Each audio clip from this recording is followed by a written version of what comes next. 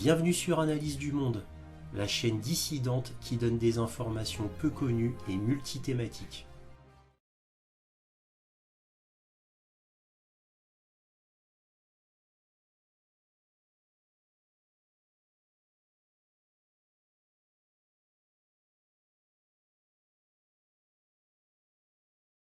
Pretty much everything that NBC News and the New York Times have told you about the war in Ukraine is a lie.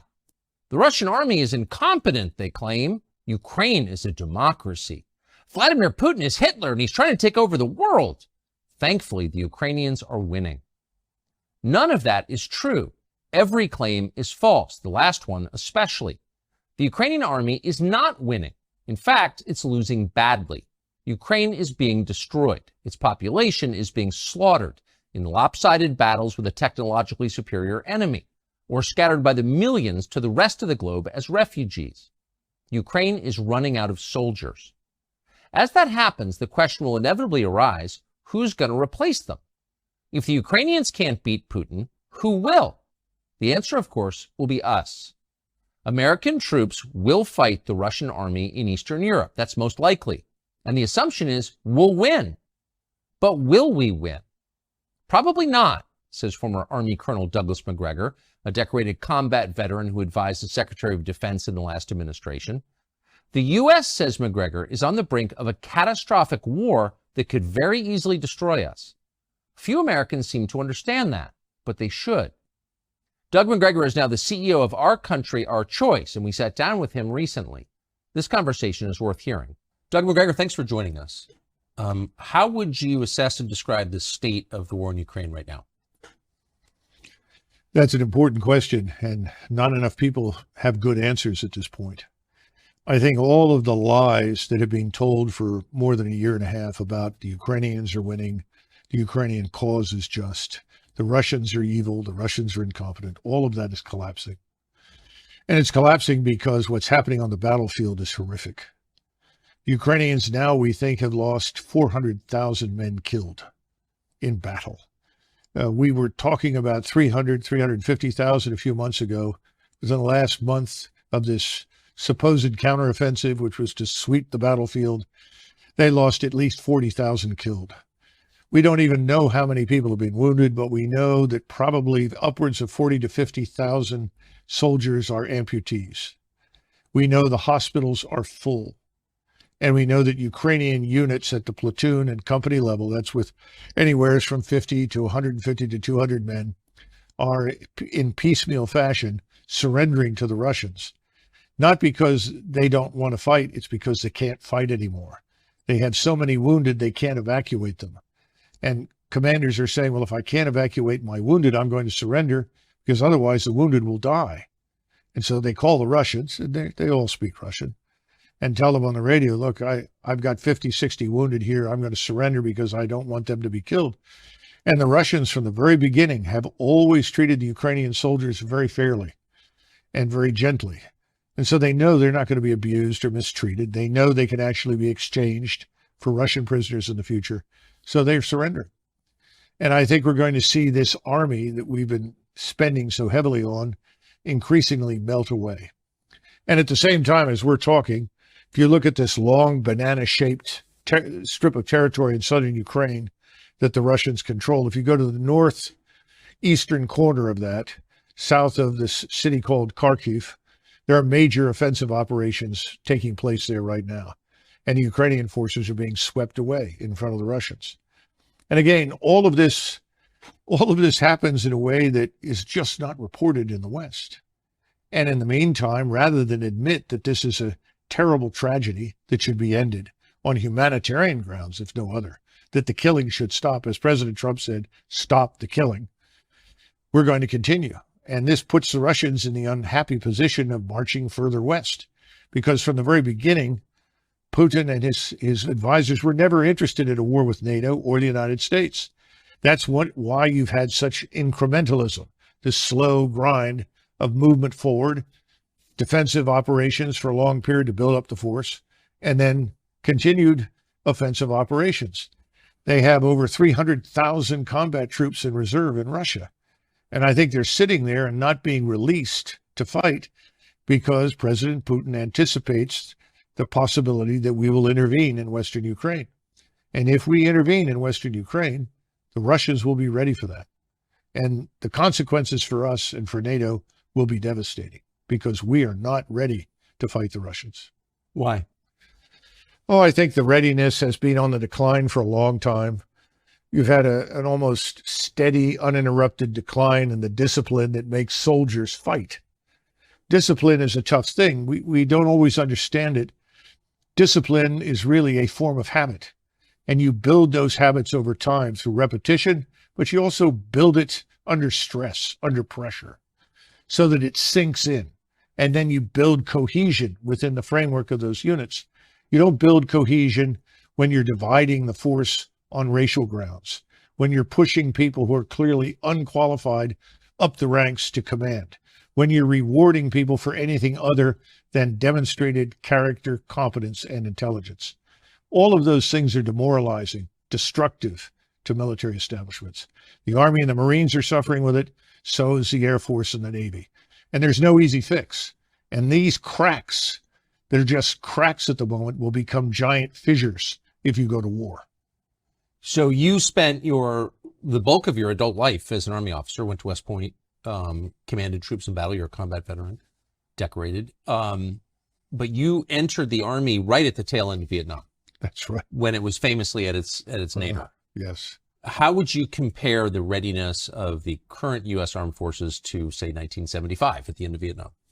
I think that in terms of morale and discipline, we are close to where we were in the late 70s. We have a lot of people that are confused about what needs to be done. We've lost a sense of what's right. In other words, you don't have people that have served long enough in formations to know what right looks like, so that you can see a battle group, whether it's a battalion size or brigade or larger, and you know what makes things work. You know what it takes to fight in battle.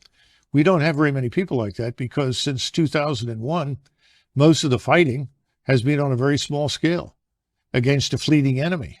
You know, running around in sandals with an AK-47, relying heavily on explosives, mines, to kill and maim Americans. About 87% of our losses were really a result of explosives that came from mines. This is not an army that is accustomed to fighting anybody who can fight back. If I were going to compare it to an army, a better comparison would probably be the French army before the Franco-Prussian War, because the French had fought Mexican bandits, Mexican rebels. They'd fought Arab bandits, Arab insurgents. They'd had a little experience fighting disgruntled, demoralized European troops, Austrians in northern Italy, but they hadn't faced a truly modern enemy. But people were convinced that the French army was the greatest army in the world because they'd fought in North Africa, in Indochina, Mexico, all over the world. That war was a catastrophe for France, and that army was decimated in months by a Prussian army that was a modern force, highly disciplined, very competently led, trained, and equipped. So we're not there. We have equipment that is decades old. The tanks that I served on, for instance, when I went to war in 1990, were virtually brand new, state-of-the-art. Those tanks are still out there. They've been rebuilt, but they're not new anymore. They're no longer as capable as they once were. You know, I'll give you a quick example.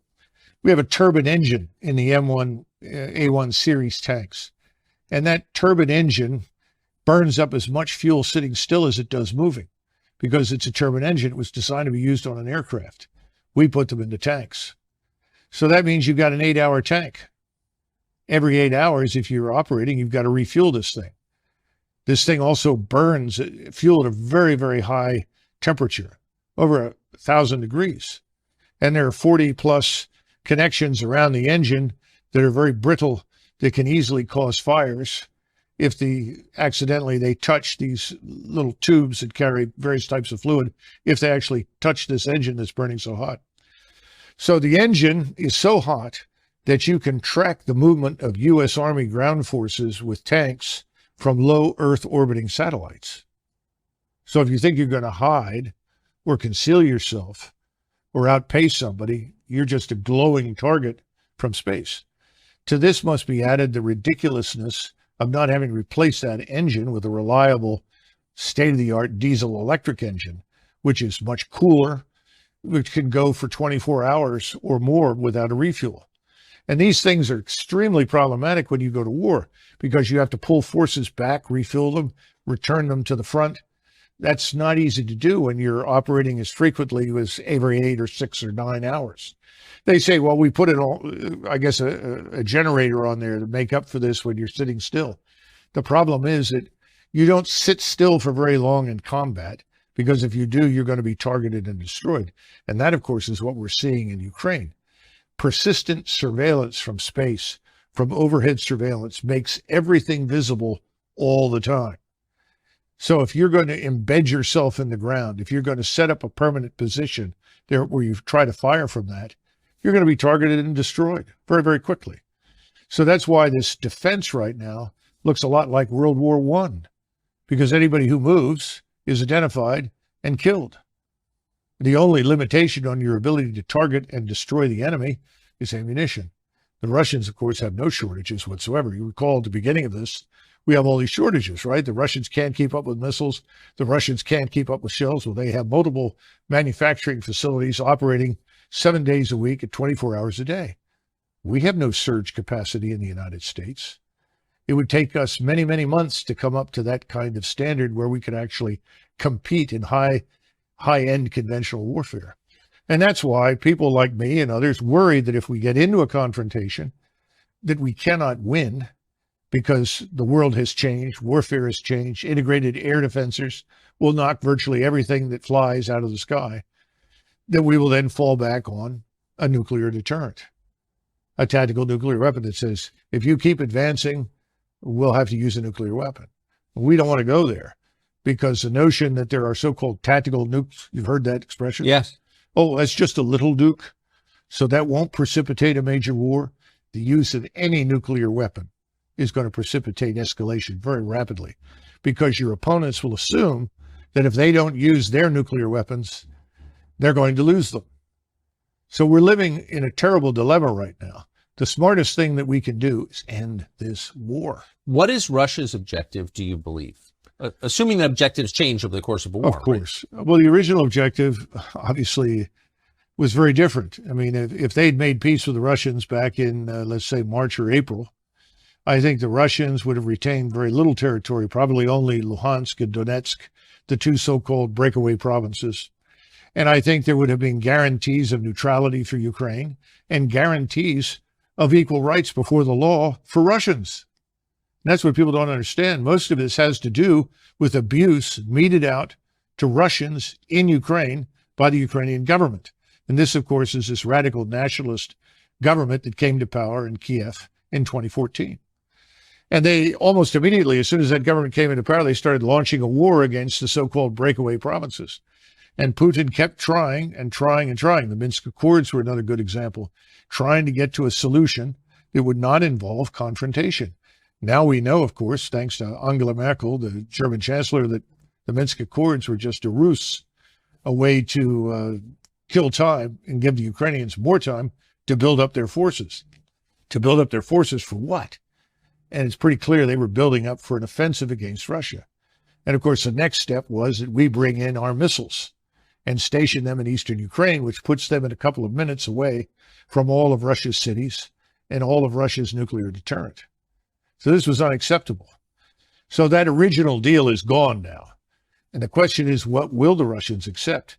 Well, I think they're going to demand that whatever remains of Ukraine, rump Ukraine is what most people are calling it now, most of what's probably west of the Dnieper River has to be neutral. It can't be part of NATO. The Russians will never tolerate NATO forces on Ukrainian soil, because we've demonstrated conclusively that we are fundamentally hostile to Russia. So that's the minimal requirement. How that's governed, that's another question. Who knows? I'm sure Moscow would want to have some say in that government and who is there to ensure that behind the scenes they are not once again subjected to the treatment that we subjected to them to in the Minsk Accords. What is the Ukrainian objective? I think more and more Ukrainians just want to survive this, and that's becoming very hard. And Zelensky and the radicals around him are basically committed to fighting this war to the last Ukrainian.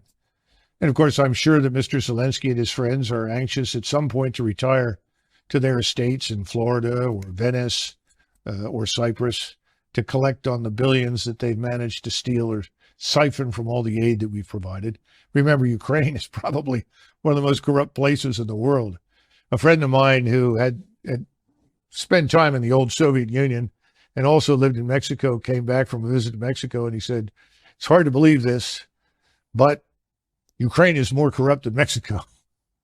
Wow. And I think that's true. So this is a world-class disaster. 14 million Ukrainians have left the nation, presumably never to return, because when they're asked in Germany or France or Croatia or Spain or wherever they go, we will never go back. So what are you going to do with this country? And then, of course, we had the usual suspects, the great agricultural business conglomerates, along with BlackRock, who have their eyes on the fertile Ukraine ground in Western Ukraine. I suppose there'll be a big effort to get control of that in some fashion. That may not work, though, once this war ends with a complete and utter defeat of the Ukrainian regime. Who is Zelensky? Exactly. How would you characterize Zelensky? Well, Zelensky... George W. Bush called him our generation's Winston Churchill. Well, this is W, right? Yeah. Not a very thoughtful man. He was a comedian who made a living acting on stage, frequently pretending to be a transvestite, doing things with various body parts that I won't go into. And he was picked up by an oligarch named Kolomoisky. Kolomoisky is the individual who is probably more responsible than anybody else for funding this atrocity we call the Azov Regiment that runs around with the swastikas and Nazi gear and so forth. And he was picked and then blessed by Victoria Nuland and the State Department as their man. Now, when he originally ran for office, he ran on a peace platform. And he was overwhelmingly elected across the country because he said, if I am elected as your president, I will make peace with Russia. Ukrainians didn't want to go to war with Russia. They were looking for a way out of this and a resolution to the crisis. Of course, once he was in there, he took a different road. And I can't help but think that that road was defined for him by us. Who is Victoria Nuland? Oh, goodness gracious. All these hard questions. I do not know Victoria Nuland personally. I know Fred Kagan, and his brother Bob is married to her. And she's a long-term committed neocon. This is someone I would not characterize as either Democrat or Republic. These are people with this agenda, and the agenda says until the entire world is garrisoned by U.S. forces and is converted forcibly to some form of democracy that we approve of, the world will not be safe, and we must continue to fight. And I think in the case of Russia, Russia has special appeal because I think these people have ancestors who came from that region of the world and have a permanent axe to grind with the Russians, which of course I don't. I don't think most Americans do, and nor do I think anybody in government should shape policy based on whatever unhappiness their ancestors, experienced in a place like Russia. So that's a nutshell, but I think that's enough. And wherever she goes, usually there is conflict, crisis, and fighting. And she's a strong opponent of fighting to the last Ukrainian. Does she, do you think, have relevant experience that would qualify her to be in charge of this war? Well, obviously she does. But, it's sort of like asking somebody who has never snaked a drain or replaced a garbage disposal to be a plumber. And I think we have a lot of those in Washington. She's not the only one. So, no, I don't think she understands the gravity of the situation. These are the same people. Tony Blinken is in this with, what's his name? Sullivan I keep mixing up Sullivan with the previous O'Brien, who was in the White House. Not much difference. And Sullivan will all tell you, well, the Russians are weak. The Russian economy is fragile. The Russian armed forces are poor. Their generals are terrible. And they can't possibly win. All we have to do is to keep up the pressure and they will collapse. Well, that's been a hell of a strategy. And it's killed large numbers of people and created millions of refugees and destroyed the country, but it hasn't hurt Russia. And Russia today is stronger than it has been in 30 or 40 years. You have a Russian military establishment that is now more potent and more capable than the Russian military was in the mid-1980s. Why? Wars typically, don't they degrade a military force? Well, the Russians have been very, very careful and deliberate, very cautious about the expenditure of life. What do you think the casualty numbers are in Russia? You know, that's a hard one to estimate. I think probably 50,000, 40 to 50,000 killed, maybe another 40 to 50,000 wounded. Wait, total? Yes. As compared to the Ukrainian? 400,000 dead. Yeah. So this is... The ratio is 1 to 5. You believe those numbers are roughly accurate? Yes. Yeah, absolutely. And these are 50,000 to 400,000, that's a larger country, or with a much smaller country with a much smaller military. I mean, that's a grotesque. Oh, it is. And the manpower is leaving Ukraine as quickly as it could get out because people don't want to be thrown into the meat grinder. You can't defeat what the Russians have built. They were the first back in the 1970s to understand the criticality of linking intelligence, surveillance, reconnaissance in space, as well as on land and at sea, with strike weapons. What's a strike weapon? Rockets, missiles, guided artillery for precision. They've done that extremely well. So that's one of the reasons they have thousands of guns, hundreds of rocket launchers, hundreds of ballistic missile launchers, cruise missiles, and so forth. And these are then linked to that ISR. So the response time is almost instantaneous. A Ukrainian formation is located at this spot next to this building on the outskirts of, say, Kharkov. They can have missiles on the way to those targets, or rockets or drones, within the space of perhaps 5, 6, 7 minutes. So this is a very well structured, well organized machine. And the machine is grinding up everything in front of it. And it's not going to be defeated. What about the space age military technology that we've been sending to Ukraine? That hasn't brought parity? Well, first of all, a lot of the equipment we send over there is quite frankly obsolete. It's very old. It's not new. We've given them a few new items, but not much. And remember what I said about missiles. We sent them some Patriot missiles. And I think at this point in this newest round of money, what, 750 million, something like that, we're sending 33 missiles, Patriot missiles. These are missiles that are used to shoot down aircraft or cruise missiles, incoming opposing forces. Every time you're in air defense, people will tell you if there's a target out there, you shoot 2 missiles at it as a minimum to make sure you get the target. Well, you run out of our missiles in the space of a few days. 33 missiles will be gone in 2 or 3 days. You can't possibly defeat the thousands of projectiles that are being hurled in your direction. And the radars, of course, emit, and so your radars light up and become targets. This is a no-win situation because the Russians, though they were not prepared in February 2022 for this kind of war, they are now. And they're continuing to prepare, which includes continuous mobilization. They're up to 750,000 troops in and around Ukraine. Most of them are on the outskirts, Belarusia, Western Russia, down in southern Ukraine. That number is going to rise over the next year, I would expect, to 1.2 million. And people are reservists being called out of universities. People are being through the military now, working in universities to become engineers, architects, mathematicians, whatever. They're being pulled out, put in uniform, and readied. Because, again, our intransigence, our demonstrated hatred and hostility for Moscow and for Russia has convinced the Russian people, as well as the leadership in Moscow, that they are going to have to fight us and anyone who is allied with us. So they're preparing for that eventuality. That's why it's so important that we have to wake up, understand what we've done has backfired. Whatever we set out to achieve has failed. What we need to do now is stop this and come to a settlement that we may not like, but it needs to happen, and soon, before this thing is out of control.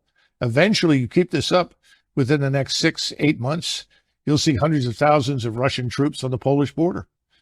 That is not what we set out to achieve. No, it's a terrifying disaster. At what cost do you think to the United States? The latest estimates since 2001, spending, including the spending in Ukraine, all the military spending designed to support these interventions, conflicts, wars, whatever you want to call them, about $14 trillion. Now, that $14 trillion is largely debt financed. So then you have to move from the $14 trillion to where we stand now in national sovereign debt, which of course I know the economic luminaries think is meaningless. But you have 130 million workers, and you look at those figures and suddenly you realize that every adult male or woman in the United States who works for a living has a debt hanging over them of roughly $240,000 in order to deal with what the 14 trillion have added to the national sovereign debt. And this is part of the issue, that people are walking away from this war for good reasons. Look, the average American earns about $31,000 a year. That's it. The average American pays about $16,600 a year. Now, the people in Congress, this doesn't affect them, or in the Hill or inside the Beltway. We're talking about the real Americans who live out there scratching out a living. Keep in mind that a person who works all his life and then tries to draw on Social Security can expect a monthly payment of probably $1,400, if they're lucky, $1,400. We hand every alleged asylum seeker, illegal migrant pouring in through the border in Texas or wherever else, we hand them, when they get there, $2,200. And we put them on that $2,200 diet from there on out per month. Yet somebody who works all his life, retires and draws Social Security, gets $1,400. The Afghans who were hanging on to the planes in Kabul trying to come to the United States, when they arrived, they received $2,200 a month. Now, if you can make sense out of this, please try, because I don't think most Americans can make sense out of this at all. And that's one of the reasons people have said, not because they know anything about Ukraine. Most Americans don't. If they knew anything about the history of Eastern Europe, they would all say, get out. Because the wars and the blood and the hatred that have been characterized to that part of the world for hundreds of years is something we can't sort out. We can't fix it. We shouldn't try to arbitrate it. We don't know anything about it. We shouldn't be in this, is the bottom line. I think Americans have figured that out. But now they're beginning to look at the numbers and the figures, and they say, what happened to consent by the governed? Instead, we have contempt for the governed. Whatever the governed want, they don't get. Who gets it? Well, the donors get what they want. You know, somebody was joking the other day and said, you know, Doug, if the donors were cannibals, they'd feed the American people to them. That's the attitude in Washington, D.C. What's the donor want? Give me more money. It's a catastrophe. It's the destruction of our whole republic. I don't think people realize how far gone things are. A lot of Americans sense it. And I think we're on the path to some sort of national come to Jesus moment, where we're tired of being the contemptibles. We want to have a say in what our government does, and we really don't have it. You mentioned the donors, and we just had a conversation with Vivek Ramaswamy running for president, Republican side. He's rich, and so he doesn't need big donors. But he has said publicly that he can't get money from any big-time Republican donor because his position on Ukraine is similar to yours. He doesn't buy the NBC News version of the Ukraine war. Why are donors on both sides so attached to a war that's clearly hurting the United States? Well, first of all, you've got to go through and identify the donors. What's their background? Where did they come from? And why do they feel the way they do? I think there are more personal issues here than we realize with many of them. Secondly, you have to look at the monetary benefits to them. If they're it's not just being heavily invested in the defense industry. You've seen that report from the Oakland Institute, which talks about arable land in Ukraine, the breadbasket of Europe, some of the richest, most fertile soil anywhere in the world. A friend of mine who's Ukrainian said all you have to do is take an old boot, stick it in the ground in Ukraine, come back in 6 months and something grows. The boot's transformed into something you can eat. He said, that's how fertile this is. So there are people that are interested in getting control of it. Oligarchs. They call them oligarchs in Eastern Europe. I'm starting to think that we should talk about oligarchs in the West. Well, of course. Because they're also invested in this. They have an interest in it. So that's part of it. Then, of course, you have the advantages of people on the Hill. You have somebody like McConnell who says, we're so fortunate that we're doing so much damage to the Russians. This will set them back for 10 years. They've lost all this equipment. The Ukrainians have done a great job. Well, of course, all that's a lie. That's a blatant falsehood. And then he follows up by saying, and we're offloading equipment so that we can replenish with newer equipment. Well, unfortunately, the new equipment we're going to buy looks an awful lot like the old equipment. So you're not necessarily getting new top-of-the-line material. You're just getting new versions of what you've already got, which, of course, is what Congress wants. Unfortunately, that doesn't prepare you for a future war because your probable opponents are investing in very different capabilities from the ones that you have. And remember, again, all the things that we once monopolized, all the precision, all of that's lost now. Everybody has it. There's nothing that we can do that they cannot also do in Moscow, in Beijing, and probably in many other countries that we don't even know about yet. But of course, it all means money. You know, where does the money go? Does it go into the Defense Department? Sure. But then it's transferred over into industry. And industry then contributes money to PACs. And the PAC money goes where? Back to the Hill. So it's a wonderful sort of recycling machine where the wash is washed again and again. Now, what happens in Ukraine? Well, the equipment shows up. Some of the equipment reaches the troops. A lot of it is sold off, ends up in arms bazaars like Kosovo, or we see it now being used by the drug cartels. We saw somebody working for one of the major cartels that is also involved in human trafficking walking around with a Javelin missile. The whole kit. Well, where did that come from? Well, it came from Europe. Probably may have gone from Europe to Afghanistan, Europe to North Africa, Europe to the Balkans, and then over into the United States, south of the border. What, I mean, you can't be the only person who spent your life as an Army officer who's reached these conclusions. Like, what are they thinking at the Pentagon? There have to be people who've come to the same positions. Tucker, we have right now, I think, 43, could be 44. It's usually 43 or 44, 4-star generals and admirals. You have to think about that. We have a force of 1.1. It seems like a lot. Well, let me explain just how much it is. We have 1.12 million people in the armed forces. In other words, you add up all the armed services, that 1.12 million. In World War II, at the height of the war, end of 42, beginning of 43, when we had 12.2 million men under arms, we had 7 4-stars. 7 4-stars. I can tell you who they were. You had George Marshall, Chief of Staff of the Army, Douglas MacArthur commanding in the Pacific, Eisenhower commanding in Great Britain and in the European theater, Hap Arnold for the Air Force. Unofficially, he was the vice chief, but he was effectively commanding the air forces. And then you had Leahy, who was in the White House, Admiral Leahy as the liaison officer. He was effectively the unofficial chairman of the Joint Chiefs for FDR. Then you had Nimitz and King. King was the CNO, and Nimitz commanded the Pacific.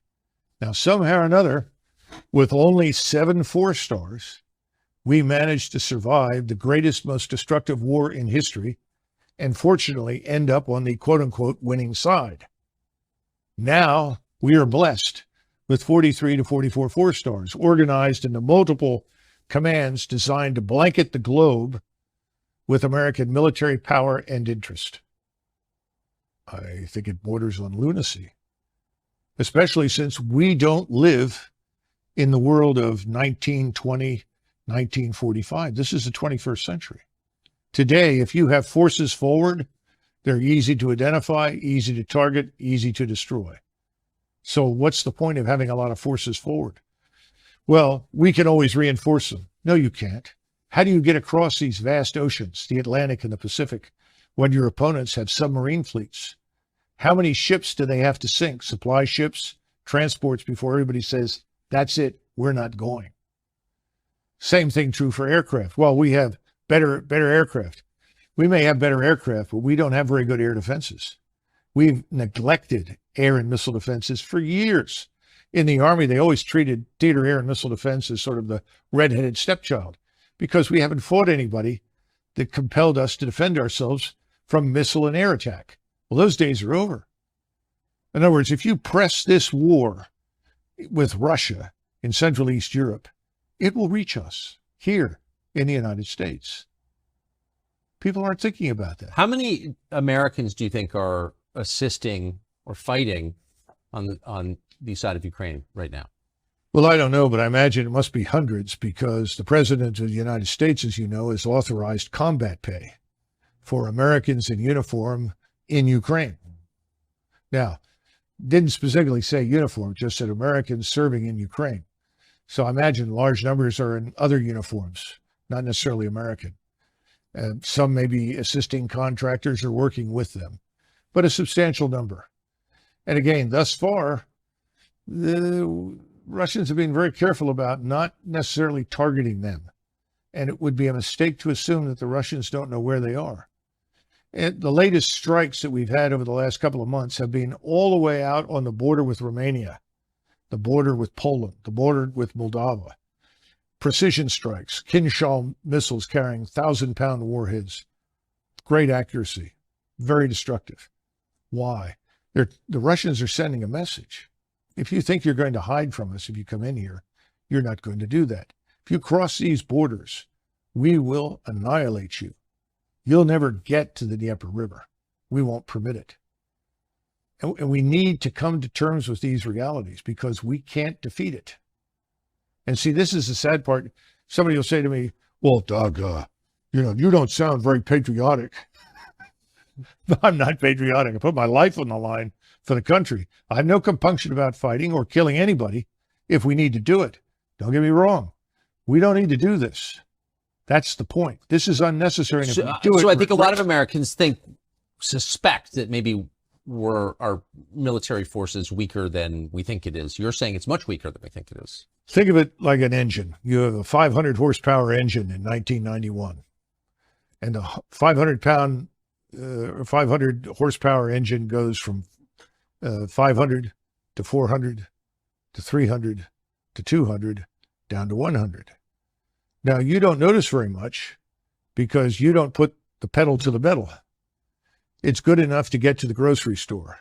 It's good enough to drive on 95 for 50 miles. But if you put your foot down the pedal, you're going to discover that this is a very weak engine. It's not performing very well. It doesn't have what it once had. In other words, we've gone down in the horsepower arena militarily. This is the warning. This is what people need to understand. People say, well, what about all the money we spent? That's a damn good question. You spend all this money, what are you getting for it? Where did the money go? Who's making the decisions?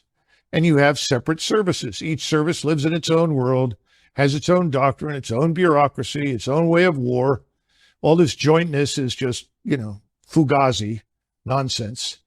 And you got lots of generals, and every general has a reason to exist. And every general has 1,000 men in his headquarters, every 4-star. And every 4-star needs money for his projects. And this becomes a giant trough feeding frenzy for people on the Hill. And nobody ever bothers to stand up and say, why? What are we doing this for? I mean, just look what's happening in Africa. Niger decided they'd had enough of their French overlords. The French retained ownership of virtually 50% of everything of value in their colonies in Afrique du Nord.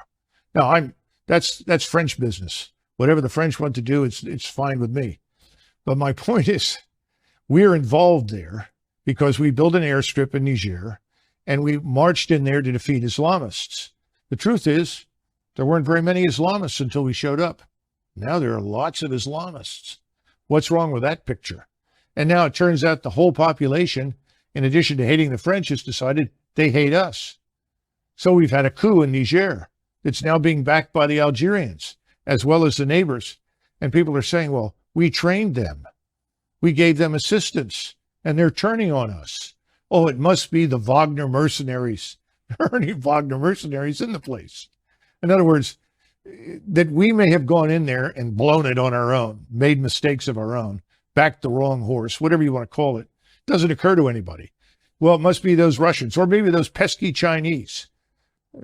We have this unfortunate habit of seeing ourselves as always wearing the white hat, always doing everything right, and we miss the truth. And the truth is, soldiers, sailors, airmen, and Marines do what they're told.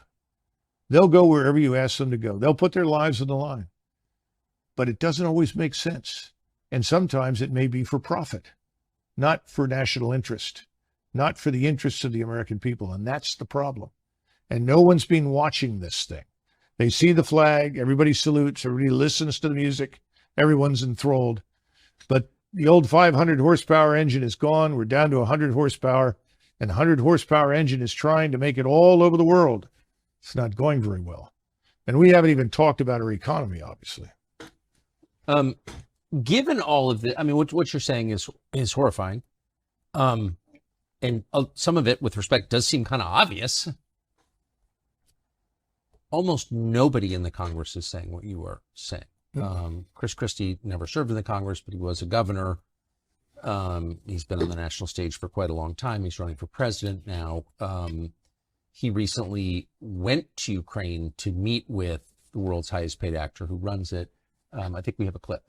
I believe that the overwhelming majority of the American people understand that we need to be with Ukraine on this fight. Do you maintain the current commitment? Do you expand it, or do you contract it? I increase it. My position on Ukraine, which is that we haven't done enough. And that while I think that President Biden has certainly done better than President Trump, and President Trump did better than President Obama on this, we still have more to go. We can spend this money now and have Ukrainian soldiers fight our war, or we can spend a lot more money and American blood later to fight in Taiwan. How do you respond to that? When we were in Vietnam, I was 16. And I remember General Westmoreland telling everyone, if we don't fight these people in Vietnam and to fight them here, we'll be fighting them in Los Angeles and in all our major cities. So we have to stay here and win this, or that's what's going to happen. A lot of them did go to Los Angeles and build thriving businesses, actually, in the end. Well, my hat's off to them. That's fine. I have no problems with that. But I think it's a lot of nonsense, And it's the same thing with Ukraine. But Chris Christie's not stupid. He's very dishonest, obviously, but he's not stupid. Well, he has donors. That's what that is. Of course. Where's he going to get his money? Well, there, Governor Christie, we want this war in Ukraine. We want to see that man Putin removed. We got to get rid of him and his regime. Why? Well, it's not democratic. Most of the world is not democratic. There are a lot of people that don't think we're very democratic anymore. We're not. So who are we kidding? I think Americans are waking up. And Christie is probably there for name recognition and more money, but I don't see him winning anything. No. But he does, I mean, in a blusterier way, he's expressing the same thing that the rest of them, Nikki Haley and all the rest, are saying. Doesn't this also divert attention from far more serious matters here at home? It really does. What does it cost Christie to say, we have to beat those Russians? Nothing. It doesn't cost him anything. It costs the country a great deal in terms of money, prestige. What Fitch just downgraded our credit worthiness one more time. And people say, it's not a problem. The bond yields are on their way up and prices are on their way down. When is the Treasury bond fire sale going to happen? When do banks offload these Treasury bonds that they bought when they were at zero interest because they're now worthless? What's going to happen in China, in Japan, in Saudi Arabia, where they have lots of bonds? I mean, we're fragile. We're vulnerable. Nobody even mentions it because nobody wants to fess up and tell the truth. We've overreached. We're running on fumes. What about this economy? What are we building? What are we producing? That's what made us a great power between 1865 And basically 1920, that's when your industrial base was created. That's when you had people like Edison and Tesla, Rockefeller, all these people. They were tough and they were intelligent and they were effective. The only person I see out there now who's remotely like that is Musk. He's building something. He's creating something. When you do that, you create employment. I don't see that happening. High-tech startups? What the hell are they? What are they doing for us? A new app on your phone? We've got to wake up and say, oh, well, AI. AI is better algorithms. Better algorithms do not replace human beings, and they don't necessarily create opportunity for people to work. We've got to think this thing through very carefully. We haven't done that. What about our energy sector? Oil, gas, we've killed it. We have what, half the refineries we once had? California had something in the neighborhood of 43 or 44 refineries. They're down to 23. You know, how long before suddenly we're in another energy crisis and we need to rapidly refine fuel? Can we do it? Well, the answer is it's going to be tough. It applies, the same thing applies to Raytheon. We want 200 missiles and we want them now.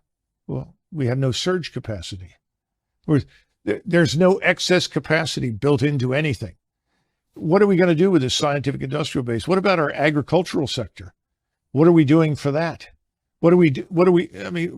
High-end manufacturing is dead. We need to repatriate lots of industries. That's what President Trump talked about. We absolutely need to do that. People say, well, we want free trade. Well, I'm 100% for free trade as long as it doesn't kill us. But if it kills us, then I'm for protection. You know, I think we need to understand how we got where we are today. I don't see anybody talking about that. And I think Americans are beginning to turn these people off. You know, Democrats, Republicans, it's the uniparty. Who are we kidding? What are they doing for us? The swamp gets bigger and richer. The rest of the country gets poorer. I don't see any good outcome right now from any of these candidates. Perhaps I'm too harsh, but that's the way I feel.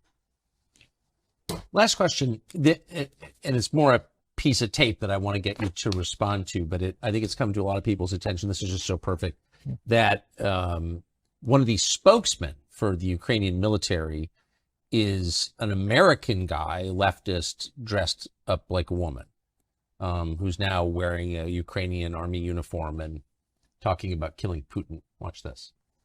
If you look at Putin's mouth, you'll notice that blood drips from it. He's a vampire, carrying out genocide against both Ukrainians and Russians alike. Vlad Putin bathes in the blood of innocent children and enjoys it. And this is why the dictator of the Russian Federation must be deposed, and why peace talks have to be focused on President Zelensky's 10-point peace formula and the full liberation of Ukraine. There's something so perfect about that, the convergence of every ugly anti-human trend in modern. Is that a transgender person? That's a guy with fake breasts. Yeah, yes. Yeah, that's interesting. Well, I think everything else is fake too. We estimate that at least 60,000 children from Ukraine have disappeared, vanished since this war began. Where are they? What about all of the women that have been sold into prostitution that once lived in Ukraine? This war is a catastrophe. The people bathing in blood are in Kiev and Washington, not in Moscow. And this sort of thing is going to play well until it can't. And that's the sad part. We're going to see this whole thing collapse and implode. It's coming. And with it, NATO? I would think so, because the Europeans right now, Germany is well into a recession. It has systematically deindustrialized itself by casting its lot with the anti-Russian crowd.